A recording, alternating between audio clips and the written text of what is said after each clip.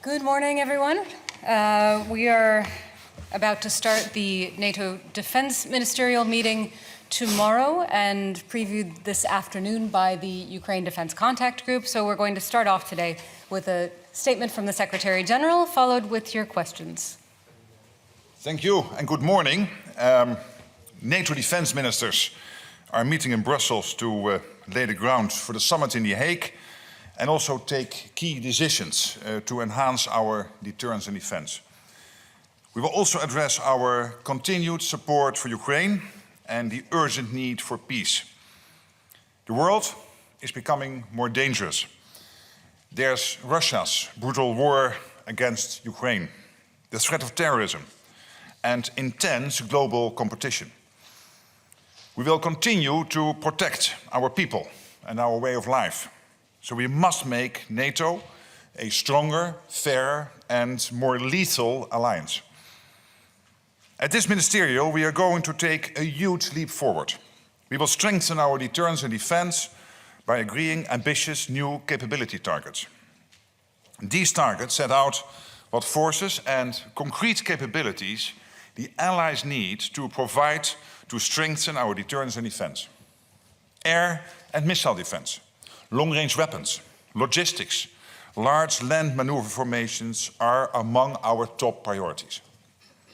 We need more resources, forces, and capabilities so that we are prepared to face any threat and to implement our collective defense plans in full. To deliver on our new targets, it's clear that we will need significantly higher defense spending. That underpins everything.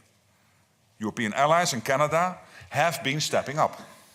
And I expect that most, if not all allies, will reach the initial aim of spending 2% of GDP on defense this year. Many have invested or have plans to invest much, much more. But we have to go further and we have to go faster. So we will discuss the urgent need to increase defense spending for our core military requirements and for defense-related investments, including infrastructure and resilience. A new defense investment plan will be at the heart of the NATO summit in The Hague. And an essential part of investing more is ensuring there is supply to meet our increased demand. So we will work to increase defense production. This is needed so that our militaries have the critical capabilities they need. This is good for our security and, by the way, also good for our economies.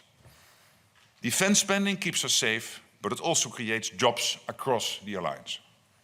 We will also address NATO's continued support for Ukraine and the need to bring an end to this terrible war.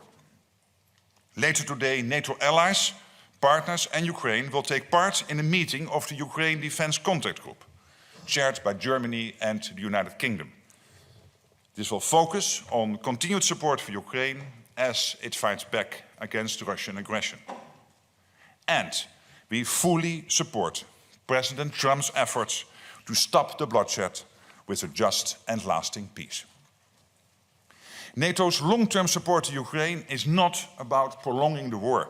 It is about ensuring Ukraine can defend itself now and prevent any future aggression. Allies will also meet in the NATO-Ukraine Council tomorrow with Minister Umerov and EU High Representative Kallas. Minister Umerov will give an update on the battlefield and offer Ukraine's assessment on the search for peace. We are at a pivotal moment for our security. Make no mistake, NATO is strong today and we will become even stronger. Strong defenses send a clear message. No one should ever think of attacking us. Finally, nuclear deterrence is the cornerstone of alliance security. And tomorrow this ministerial will conclude with a regular meeting of the Nuclear Planning Group. The fundamental purpose of NATO's nuclear capability is to preserve peace, prevent coercion and deter aggression. And with that, I'm ready to take your questions. All right, we'll start with the gentleman in the fourth row with the glasses.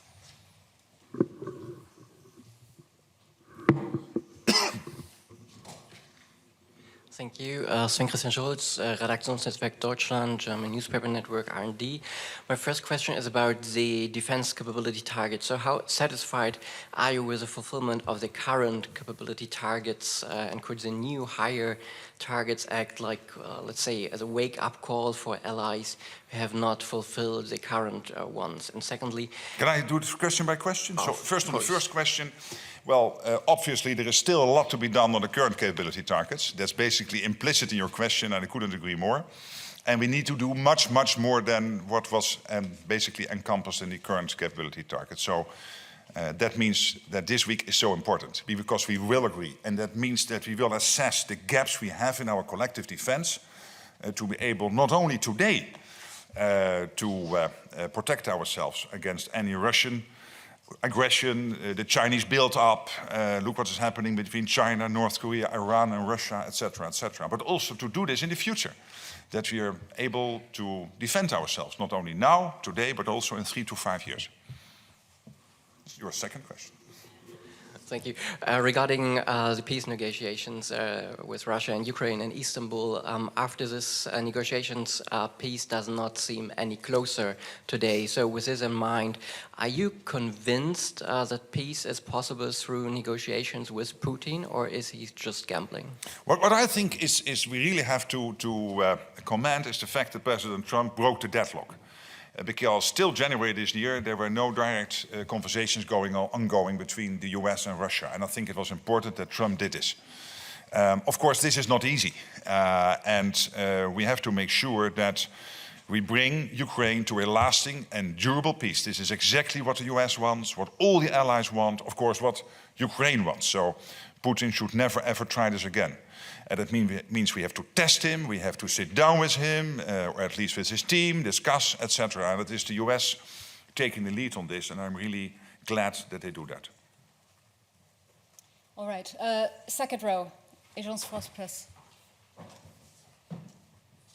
Hello, Secretary General. Good morning.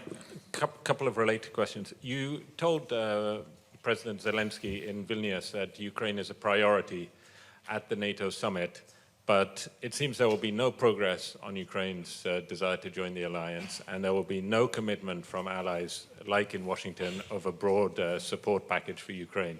So isn't the priority on Ukraine at the Hague summit to avoid upsetting Donald Trump? And can I, on your first question, and then we come back to you, because otherwise I have to make notes. On your first question, the decision in Washington to present to the Ukrainians an irreversible path of Ukraine into NATO still stands today. There is no change.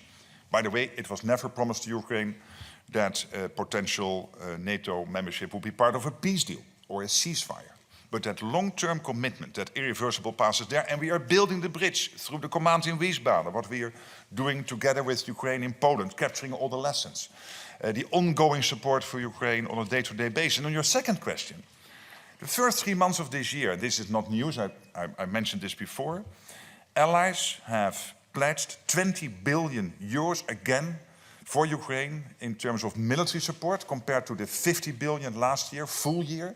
On the first 3 months of this year, again, 20 billion and more will come in. We will have the UDCG today, the Ukraine Defense Contract Group, and I'm absolutely confident and have reason to believe that more commitments will be made today. So that's ongoing. So there is no change there because we are all united, including the United States, Canada and all European allies, that we have to make sure that Ukraine can sustain in the fight and that we can bring this terrible conflict, this Russia's war of aggression against Ukraine to a durable and lasting end. you say that you're all committed, but for the first time since this format started, the US Defense Secretary is going to skip the contact group. What does that say about US commitment to Ukraine? And haven't they gone completely AWOL on supporting Ukraine? This is Pete Hegseth's second visit to Brussels since he became Defense Secretary, Secretary of State for Defense of the United States, which happened in January. He will be here for the second time this year, participating in the meeting tomorrow. The US will be present today in the UDCG. The US is completely committed to NATO, completely committed to our joint endeavors when it comes to Ukraine. There's no reason to doubt that. And whether someone is participating, yes or no, in each meeting, let's not forget, these meetings take place most of the times in Europe, so it will not always be possible for US officials to participate in every meeting. All right, coming to this side of the room. Fourth row, orange jacket. Thank you so much, Alexandra von Namm Morning. with DW. I was wondering about Ukraine's role at the NATO summit. As we understand, Ukraine is invited, Yes. but there is at the moment, at least apparently, no meeting of NATO-Ukraine Council planned at the leaders level. So for you personally, as Secretary General, how important it is for you, for President Zelensky, to play a big role during this summit, and also how important it is for you condemnation of Russia and also the aid for Ukraine to be prominently featured in the summit's communique? Indeed, I invited Ukraine to the summit. We will, as soon as possible, bring out the program with more details. When it comes to Ukraine, NATO, we will have, and this is very important today with the defense ministers, the Ukraine Defense Contact Group, we will have a NATO-Ukraine Council tomorrow. And we will continue having these meetings and making sure that we coordinate to the max. And the summit will play a role there, absolutely. Again, I invited Ukraine and we will bring out the program in due course. You will see what happens, yes. All right, just in front of her in the white. Roxolana Lisovska, Public Broadcasting Company of Ukraine. We are waiting for the NATO summit, and could you please confirm whether it is true that the NATO summit communique will be shortened and will not include words Ukraine and Russia? If yes, why, and what can we expect to see in this communique? Well, of course, we are still working with allies and through the North Atlantic Council on the communique. I think this summit really should concentrate on a few issues, really concentrate. One is a huge increase in defense spending to make sure that we can keep ourselves safe, not only now but also in the future. Related to that, making sure that we really that our defense industries will put in extra production lines, extra shifts. For that, they need to know that we are spending more. They need to know what the capability targets are. And the capability targets we will decide on tomorrow, and on the spending we will decide at the summit. And that combination will make it better, easier for defense industries to take their necessary commercial decisions. Not to increase prices, but to increase the production lines, to increase the shifts, so that our great and beautiful defense industries in the US, in Europe and Canada will produce much, much more. And of course, Ukraine will be discussed and on the agenda at the summit. There's no doubt. All right, the gentleman in the gray jacket and glasses. Dmitry Shkuko, National News Agency of Ukraine, thank you so much. Do you expect the ministers and later on the summit, the allies will make a contribution, fixed contribution for assisting Ukraine, like it was 40 billions of euro last year? Do you expect that will be fixed for next year and next years, let me say so? And the second question, if I may, do you expect Ukrainian side will inform you on the strikes on the strategic aviation and on the blow up of the Kerch breach, details and what kind of assessment NATO have, it will influence the overall security situation? Mm-hmm. Thank you. Well, on your first question, it's even better. We don't have to wait till the summit, because as we speak, over the first 3 months of this year, NATO allies have again committed, pledged 20 billion to Ukraine. And again, this compares to the, in total, 50 billion, which was pledged last year, from which 60% came from the United States allies, so Canada and the European allies. 59, 60%, so almost 60% of that 50 billion.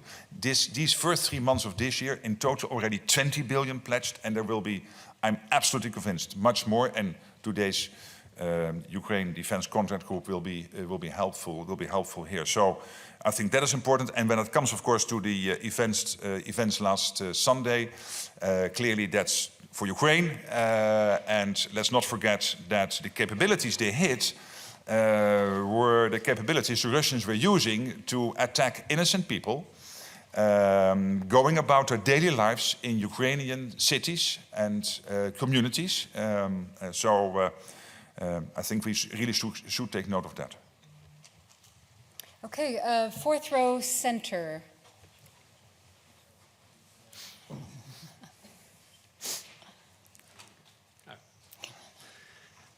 Yes, thank you, Mr. Secretary General. How unfortunate is it that the Dutch government has collapsed 3 weeks before the summit, and how important it is, you think, that Dutch Parliament will allow the caretaker government to decide on the new investment plan? And just for the record, you're staying here, right? Or yes. Is duty calling? I'm staying here,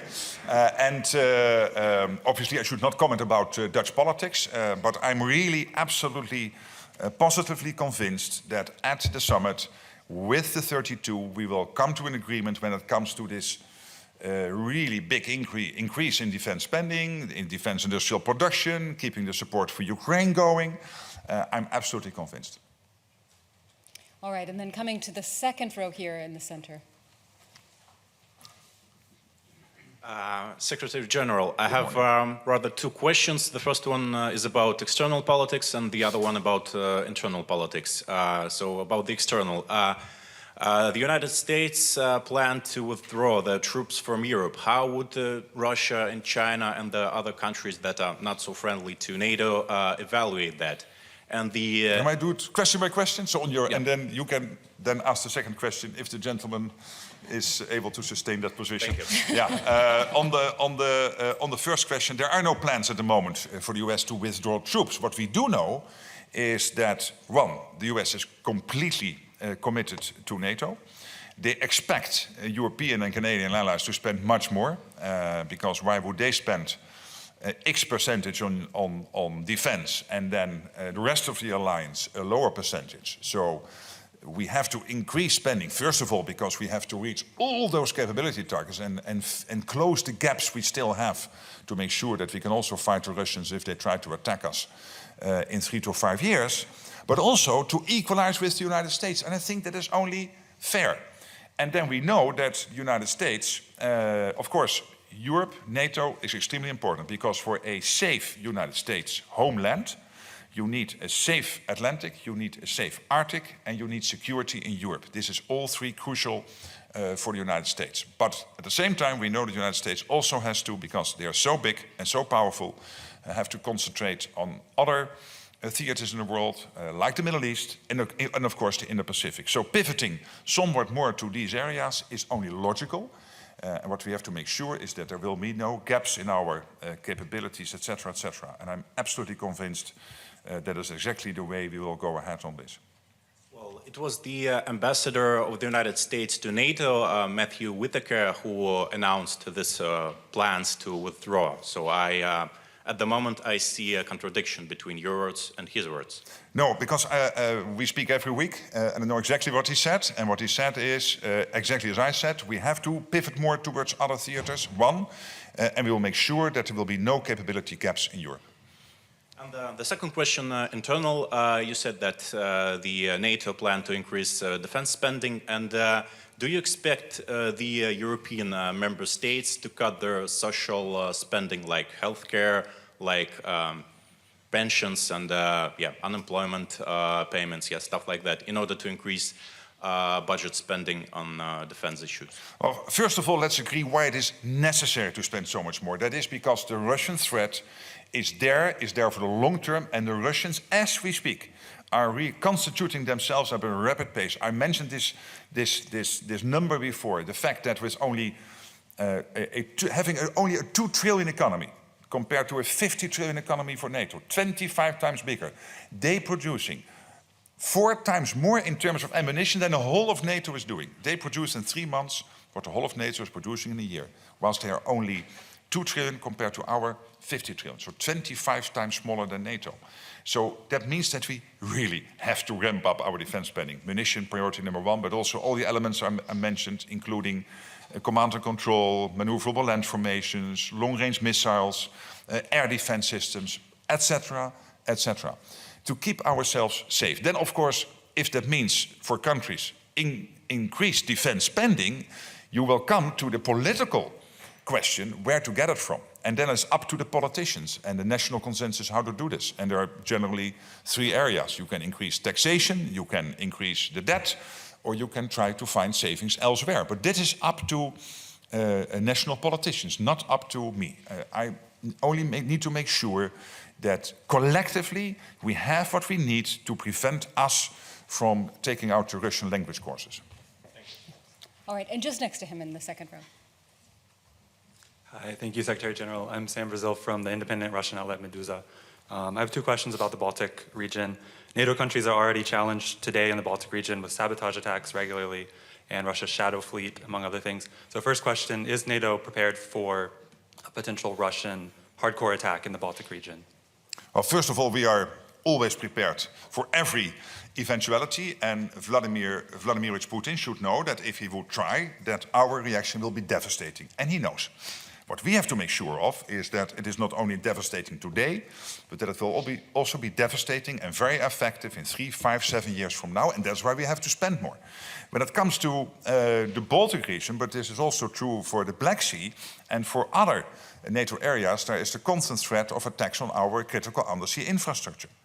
That's why we have set up in MARCOM, the Maritime Command in the UK, this specialized center when it comes to our undersea critical infrastructure. That is why Baltic Sentry, which is an activity which was launched under the auspices of General Cavoli, our Supreme Allied Commander, starting on the 5th of January this year, in reaction to what happened when it came to the sea cables between Estonia and Finland. So we are reacting, we are making sure that we keep the Baltic region safe, all the other seas and airspace of NATO territory, and particularly also focusing on our critical undersea infrastructure.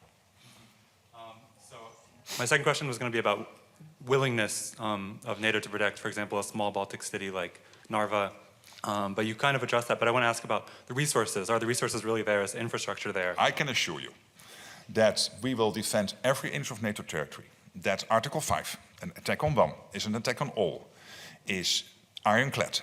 And that if anyone, be it Putin or somebody else, would think it's not there, it is there, and they will face the consequences if they try anything. All right, fourth row, gentleman with the glasses. Good morning, Secretary General. Good morning. From NTV Turkey. I have two questions, but I'll ask one by one. I get the message. Yeah, you get the drill. Exactly. So, would it be wrong to frame the discussion in Den Haag, in La Haye, about, on the one hand, involving European countries in increasing their defense expenditure to 5% and committed to Article 3, versus a clear, enduring also commitment from the US that they are faithful to Article 5? On this issue, because this is raised many times, I also answered the question last Monday in Vilnius, and I'm so happy that you asked the question again. The United States is totally committed to NATO, completely committed to Article 5. Not only because, for historical reasons, not to repeat the mistake after the First World War, when they retreated from the European continent, but also for practical reasons, because to defend the US homeland, they need a secure Atlantic, a secure Arctic, and a secure Europe. And I told my European colleagues here, when they asked me the same question, Mark, is the US still completely committed to NATO? I said, you might want to turn on your television once in a while and listen to President Trump when he meets with the French president, when he meets with the Prime Minister of the United Kingdom, when he meets with the Prime Minister of Italy. I had the honor to visit the American president in March, and in all those cases, and many other instances, they have made totally clear their commitment to Article 5, their commitment to NATO, etc., etc.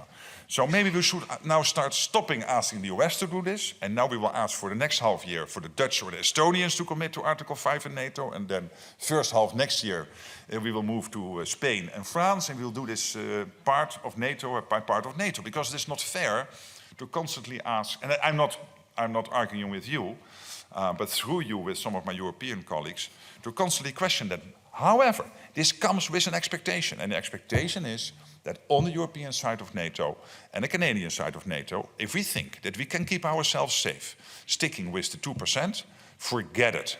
Yes, the next 3 to 5 years, but then we are in great difficulty, and the US rightly expects us to spend much more to defend ourselves with their help, but also to equalize, which is only fair, with what the US is spending on defense.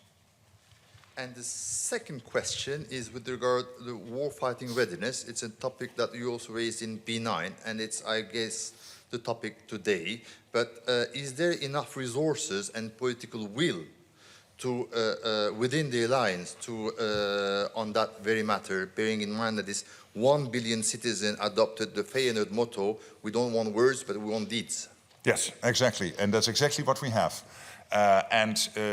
NATO is the most powerful defense alliance in world history. It's even more powerful than the Roman Empire. And more powerful than the Napoleon Empire. We are the most powerful defense alliance in world history. But the defense alliance needs maintenance and needs investment. And that's exactly why in NATO we have this whole system, the NATO defense planning process, now leading to an agreement on the capability targets. And that means that we will have exact clarity on where are we and where should we be if we want to be able to defend ourselves not only today, but also in 3, 5, 7 years. Listen to the German chief of defense, who said this week on the record that within 4 or 5 years the Russians might be able to attack us. Well, I and all my colleagues want to prevent that because we want to stay free, we value our way of life, and we don't want any form of Russian dominance over NATO territory. All right, just in front of him, Reuters. Andrew Gray from Reuters. Secretary General, you said that Ukraine is invited to the summit at The Hague. When you say Ukraine, do you mean specifically President Zelensky? And is he invited to the summit itself? Would there be a NATO-Ukraine Council, or just to the dinner? And if that's the case, isn't that a diplomatic downgrade on previous summits? As I said to your colleague, we will publish the program in due course. All right, coming here, fourth row, the woman in the peach jacket. Thank you, Binna Chung with South Korean news agency Yonhap. The newly elected South Korean president took office today. Yes. So what would be your message to him? And in this regard, are you now in a position to officially announce the invitation of IP4 countries to the Hague Summit? Thank you. Well, again, on the program, we will publish that in due course. But of course, there is a tradition of the IP4 participating in NATO meetings. Personally, I very much look forward to working with the new Korean president, and I wish him luck and well in his important endeavors. It's not an easy job because there is so much at stake, of course, in the Indo-Pacific, in Korea, but also in his relations, the very important relations Korea has with the rest of the world. So I'm there to help, to support, and to build that relationship, and I really look forward to doing that. And I wish him every success. All right, I think we have time for a couple more questions. The woman here in the front. Hi, thank you. Ksenia Polska, Deutsche Welle, Ukrainian and Russian. I have a question on the spiderweb operation carried out by Ukrainian armed forces in Russia. It's a couple of questions, so maybe, yeah, we know the drill. Has the attack changed the perception of what Ukraine's and Russia's armies are capable of? And has it changed the balance of power in a way that could actually affect the negotiations? I think there's good reason for me not to comment on everything happening at the battlefield. You know, Ukraine has our full support.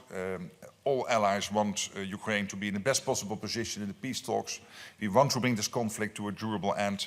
And when it comes to a specific operation last Sunday, as I mentioned to one of your colleagues, clearly what they targeted is Russia's capability to hit out, to target with missiles and other means innocent Ukrainian civilians in cities, in communities all over Ukraine. And I clearly take note of that, but let me not comment on every step and then assess what that means for the standing and the war, etc., because that's not always helpful. Well, I have to ask this question Of course. because my newsroom, my newsroom is expecting. I cannot let you go without asking the question. But you said you don't want to go into details. Still, I have to. Was Ukraine using intelligence of NATO allies for that Pavutina spiderweb operation?